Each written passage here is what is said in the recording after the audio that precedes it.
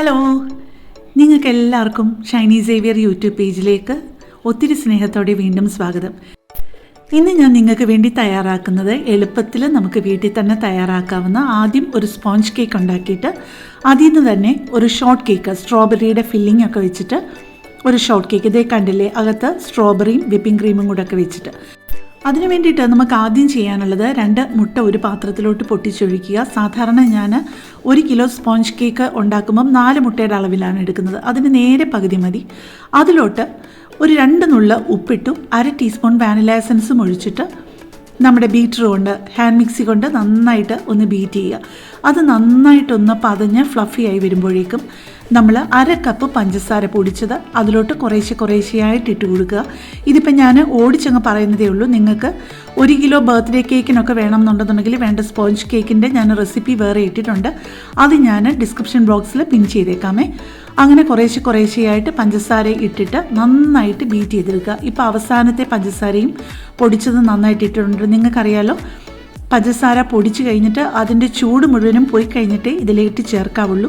പിന്നെ നമ്മൾ ചേർക്കുന്ന മുട്ടയായാലും ഒക്കെ റൂം ടെമ്പറേച്ചറിലുള്ളതായിരിക്കണം. ഇപ്പോൾ ഒഴിച്ചു കൊടുക്കുന്നത് 2 ടേബിൾ സ്പൂൺ സൺഫ്ലവർ ഓയിലാണ്. ഇപ്പം 1 ടേബിൾ സ്പൂണേ ഒഴിച്ചുള്ളൂ.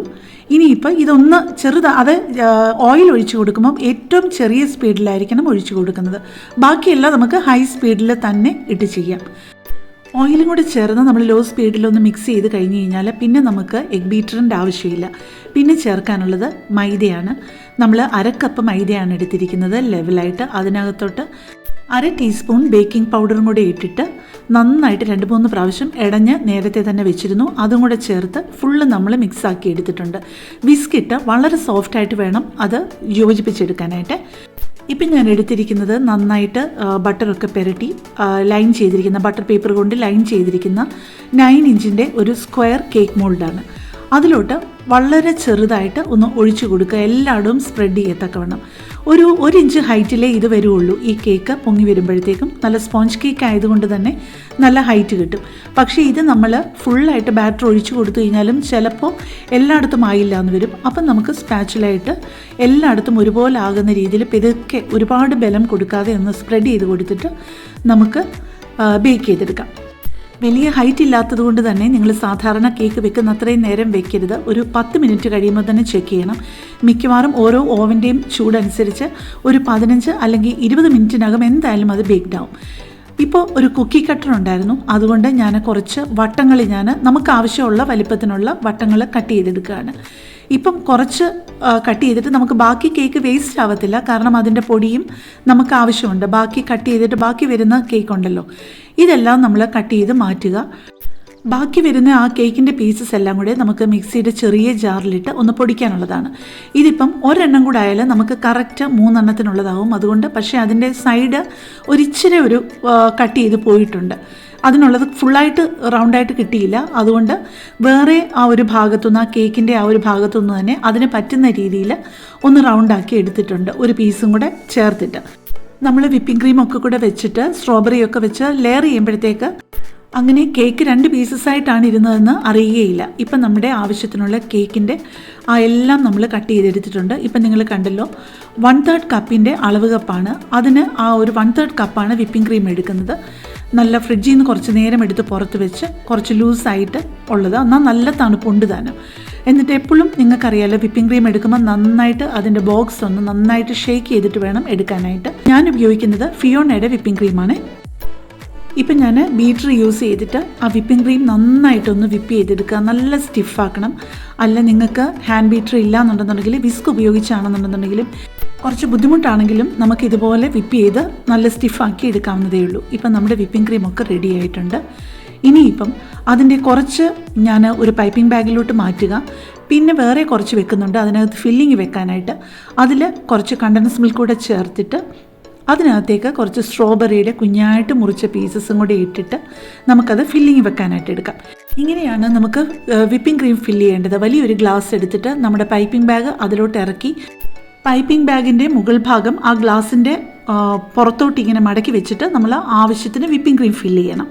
ആ പൈപ്പിംഗ് ബാഗിൻ്റെ അറ്റം ആദ്യമേ തന്നെ കട്ട് ചെയ്യാതിരിക്കുന്നതാണ് നല്ലത്. നമ്മൾ ആ പൈപ്പിംഗ് ബാഗ് ആ ഗ്ലാസ്സിൽ നിന്ന് എടുത്തിട്ട് ആ പൈപ്പിംഗ് ബാഗിൻ്റെ അറ്റം കട്ട് ചെയ്യാതെ തന്നെ പിതുക്കി ഒന്ന് കുലുക്കി കൊടുക്കുമ്പോഴത്തേക്ക് നമ്മുടെ ആ വിപ്പിംഗ് ക്രീം കുറച്ചൊന്ന് താഴോട്ട് പോകും. അപ്പോൾ നമ്മൾ നന്നായിട്ടൊന്ന് റബ്ബർ ബാൻഡ് ഇട്ട് കഴിഞ്ഞിട്ട് ആ പൈപ്പിംഗ് ബാഗിൻ്റെ ടിപ്പ് നമ്മുടെ ആവശ്യമുള്ള വലിപ്പത്തിൽ ഒന്ന് കട്ട് ചെയ്ത് കൊടുത്താൽ മതി. ഇപ്പോൾ ചെയ്തിരിക്കുന്നത് ബാക്കിയുള്ള കുറച്ച് വിപ്പിംഗ് ക്രീമിലായിട്ട് കണ്ടൻസ് മിൽക്ക് ഇട്ട് കൊടുത്തിട്ടുണ്ട്. ചെറുതായിട്ട് മുറിച്ച് കുഞ്ഞായിട്ട് മുറിച്ച് സ്ട്രോബെറിയും ഇട്ട് കൊടുത്തിട്ടുണ്ട്.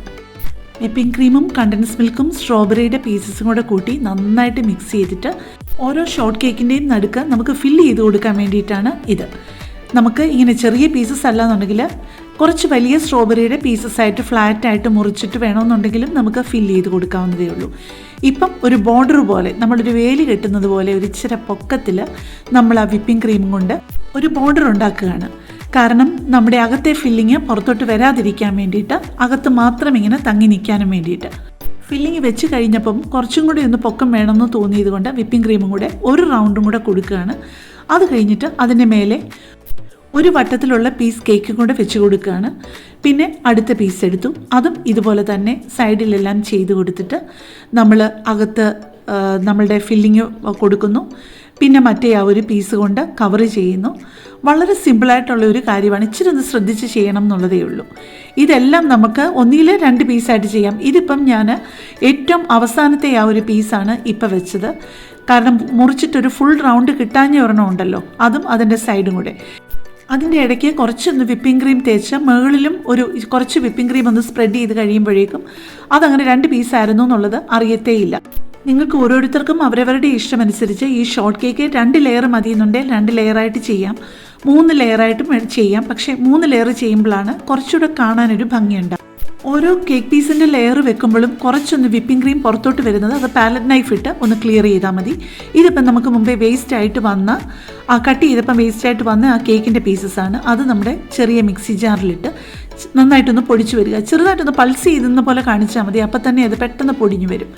ഇനിയിപ്പോൾ ചെയ്യുന്നത് നമ്മുടെ സൈഡിലൊക്കെ കുറച്ച് വിപ്പിംഗ് ക്രീം വെച്ചിട്ട് അതൊന്ന് തേച്ച് വെക്കുക. അതൊന്ന് വലിയ ഫിനിഷൊന്നും വേണമെന്നില്ല, പക്ഷേ അതെല്ലായിടവും ആ വിപ്പിംഗ് ക്രീം ഒന്ന് പെരണ്ടിരിക്കണം. കാരണം നമുക്ക് ആ കേക്കിൻ്റെ പൊടിയുണ്ടല്ലോ, നമ്മൾ ആ ബാക്കി കട്ട് ചെയ്തിട്ട് ബാക്കി വന്ന ആ ഒരു കേക്കിൻ്റെ പൊടി പൊടിച്ചതിപ്പോൾ കാണിച്ചല്ലോ മിക്സിയിൽ, ആ പൊടി ഇതിൻ്റെ മേലെയോട്ട് നമുക്ക് ഒട്ടിക്കാനുള്ളതാണ്, കുറച്ചൊന്ന് പറ്റിച്ച് വെച്ച് കൊടുക്കാനുള്ളതാണ്. അതുകൊണ്ട് അത്ര ഫിനിഷൊന്നും നോക്കണമെന്നില്ലെന്നുണ്ടെങ്കിലും എല്ലായിടത്തും വിപ്പിംഗ് ക്രീം ഉണ്ടെന്നുള്ളത് ഷുവറാക്കണേ. ഇപ്പം നമ്മുടെ ആദ്യത്തെ ഷോർട്ട് കേക്ക് റെഡി ആയിട്ടുണ്ട്. ഇനിയിപ്പോൾ അതിൻ്റെ മേലെ ആ ഒരു കേക്കിൻ്റെ പൊടിയും കൂടെ വെച്ച് കൊടുത്താൽ കറക്റ്റാവും. ഇത് നമുക്ക് കൈകൊണ്ട് തന്നെ ഇങ്ങനെ പിതുക്കെ ഇങ്ങനെ തൂത്ത് വെച്ച് കൊടുക്കാം, അല്ലെങ്കിൽ ഇതുപോലെ തന്നെ നമ്മുടെ പാലറ്റ് നൈഫ് ഇട്ടിട്ട് ഇങ്ങനെ ആക്കി മുകളിലോട്ട് ഇങ്ങനെ ആക്കി കൊടുത്താൽ ആ വിപ്പിംഗ് ക്രീം നനവുള്ളത് കൊണ്ട്, അതിന് ചെറിയൊരു നനവുണ്ടല്ലോ, അതുകൊണ്ട് അങ്ങ് പറ്റിയിരുന്നോളും. ഇതിപ്പം ഒരിച്ചിരി ഔട്ട് ഓഫ് ഫോക്കസ് ആയിപ്പോയി. എന്നാലും നിങ്ങൾക്ക് മനസ്സിലായല്ലോ എന്താ ചെയ്യേണ്ടതെന്ന്. പക്ഷേ എനിക്ക് തോന്നുന്നു പാലറ്റ് നൈഫിനെക്കാട്ടി കൂടുതൽ നമുക്ക് നമ്മുടെ കൈ കൊണ്ട് തന്നെ ആ പൊടി ഇങ്ങനെ മേലോട്ട് വെച്ച് കൊടുക്കുമ്പോഴായിരിക്കും കുറേ കൂടെ വശം കിട്ടുന്നത്. ഇപ്പം ദേ എല്ലാം കവർ ചെയ്ത് മുകളിലായിട്ട് ഭംഗിക്ക് ഒരു ചെറി വെച്ച് കൊടുത്തിട്ടുണ്ട്, ചെറിയൊരു ഇലയും കൂടെ വെച്ച് കൊടുത്തിട്ടുണ്ട്. അത് നാരങ്ങയുടെ ഇലയാണ്, നാരകത്തിൻ്റെ ഇലയാണ്. ഇനി നിങ്ങളെ ഓരോന്നും ചെയ്യുന്നത് കാണിച്ചുകൊണ്ടിരുന്നാൽ ഈ വീഡിയോ ഒരുപാട് സമയമാകും എന്ന് എനിക്കറിയാം. നിങ്ങൾക്ക് ഒരു ഐഡിയ കിട്ടണം എന്നല്ലേ ഉള്ളൂ. ആദ്യത്തേത് വിശദമായിട്ട് കാണിച്ചത് കൊണ്ട് ഇത് ഓടിച്ചൊന്ന് കാണിക്കുന്നതേ ഉള്ളൂ. ഈ കേക്കിൻ്റെ പൊടിയൊക്കെ ആ ഒരു സൈഡിലോട്ടാക്കി കൊടുക്കുന്നത് കുറച്ചൊന്ന് ഔട്ട് ഓഫ് ഫോക്കസുമായി പോയി. അപ്പോൾ എന്തായാലും ആദ്യത്തേത് നിങ്ങൾ നന്നായിട്ട് കണ്ടല്ലോ, അതുകൊണ്ട് ഞാൻ ഇനിയും ഉള്ളത് പെട്ടെന്ന് അങ്ങ് കാണിക്കുന്നതേ ഉള്ളൂ. ഇപ്പോൾ രണ്ടാമത്തെ കേക്ക് ചെയ്തു, അതിൻ്റെ മുകളിലും ചെറി വെച്ചു, നാരകത്തിൻ്റെ ഇല വെച്ചു. മൂന്നാമത്തേതും റെഡി ആയിട്ടുണ്ട്, അതേലും ചെറിയും ലീഫും വെച്ച് കൊടുക്കുകയാണേ. അപ്പം നമ്മുടെ 3 ഷോർട്ട് കേക്കും റെഡി ആയിട്ടുണ്ട്. കാണാൻ നിങ്ങൾക്കും ഇഷ്ടമായി എന്ന് കരുതുന്നു. നമുക്ക് കുട്ടികൾക്ക് ഉണ്ടാക്കി കൊടുക്കാനായാലും ഗസ്റ്റ് വരുമ്പം നമുക്ക് ലഞ്ചോ ഡിന്നറോ ഒക്കെ കഴിഞ്ഞിട്ട് ഡിസേർട്ടായിട്ട് കൊടുക്കാനായാലും ഒക്കെ പറ്റിയൊരു ഐറ്റം തന്നെയാണിത്. അപ്പം നിങ്ങളെല്ലാവരും സമയം കിട്ടുമ്പോൾ ഒന്ന് പരീക്ഷിച്ച് നോക്കണേ. ഇപ്പോൾ മുറിച്ചപ്പോൾ കണ്ടല്ലോ, അതിനകത്ത് സ്ട്രോബെറിയുടെ കുഞ്ഞു പീസസും ഒക്കെ കൂടെ കാണാൻ മാത്രമല്ല കഴിക്കാനും അതുപോലെ ടേസ്റ്റാണ് കേട്ടോ. നമുക്ക് നാളെ വേറെ ഒരു വീഡിയോയുമായിട്ട് കാണാം. Thank you.